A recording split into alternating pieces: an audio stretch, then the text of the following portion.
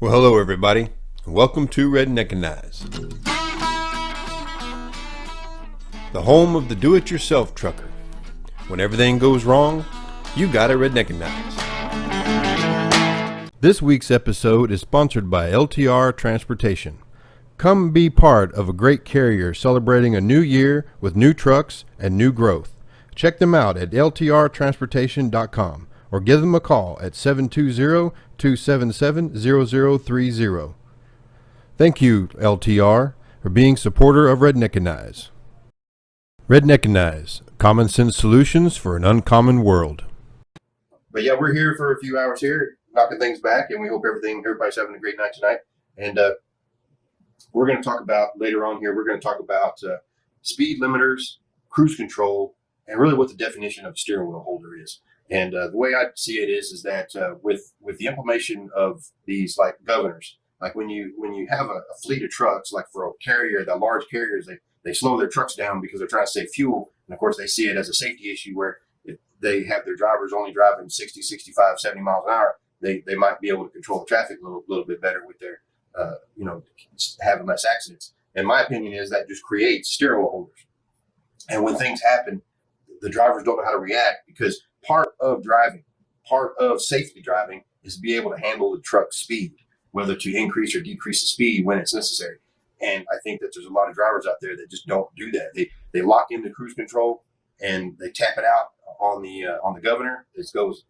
Make the truck go as fast as it can make it. And then now that's when you have, JB Hunt and Swift out on Interstate 20 in Mississippi trying to pass each other, and one gets on going up the hill and they start going down the hill and the other one passes them going down the hill. And for 30, 40 minutes, you got them trying to pass each other. And of course, that just creates traffic problems, which when you have traffic problems, you have potential accident problems. So that's my opinion of that. And we'll dive into that a little bit later on. And I appreciate everybody chiming in and their opinions here in the last week. And I thought that was really good. And remember, check out Load to Ride Transportation at ltrtransportation.com. We appreciate it. We'll see you in a bit. We're also got, you can check us out at redneckanize.com. And we got a great YouTube channel out there. It's been great and getting a lot of great responses. And we appreciate everybody doing that for us. And we also, like I said, we got the Facebook page, Twitter account, and we're all on those great things. So, check those out and give us a holler, give us a shout. We got a little company store where we sell hats and shirts. And we even got some those beanie toboggan hats. We've got some dog, what do they call them? The aprons or the scarves for the dogs. It's great. Good stuff, And it just kind of helps us get the word out and makes everybody aware that we're truck drivers just trying to help truck drivers out there be better truckers. And that's what we're trying to do. So we appreciate everybody doing that for us. So the main discussion we were getting into tonight was speed limiters and the cruise control. And the stories I have, of course, is that I've been an owner operator, I've been a company driver, and I've been a company driver with the bad companies and the good companies. And what they do is they tend to have these, all these big fleets. They got their trucks governed to where, it only goes 65.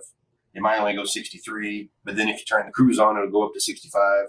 When I first started with Swift, and I know everybody's laughing, right? Well, back when I started with Swift, that was years ago. That was in 1997.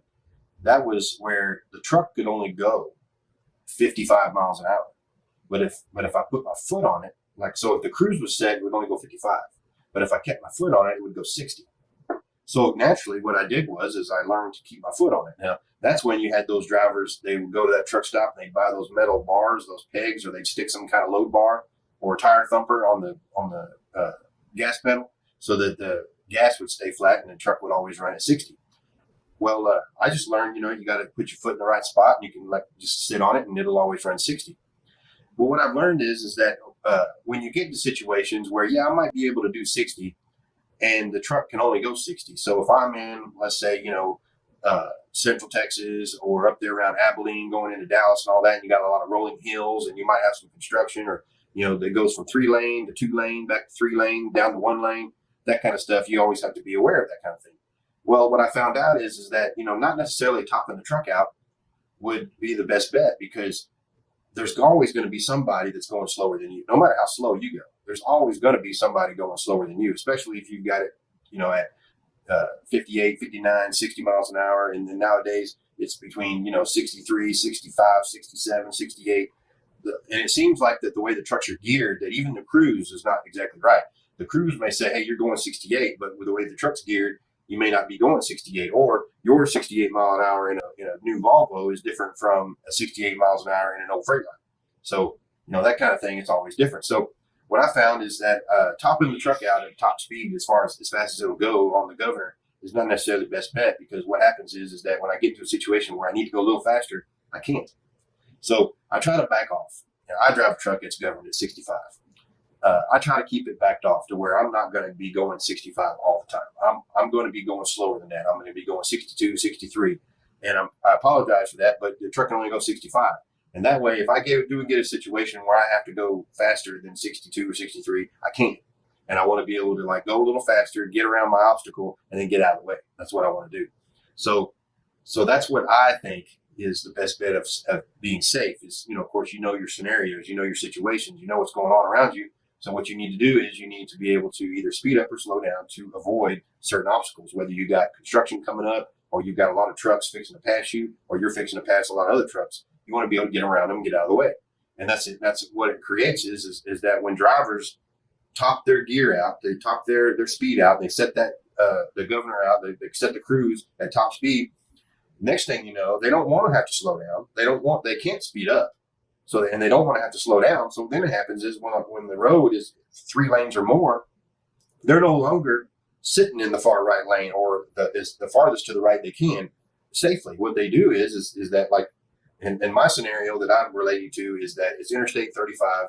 Just now, it's pretty much from San Antonio to Dallas. It's 3 lanes the whole way, especially up to Waco before it splits.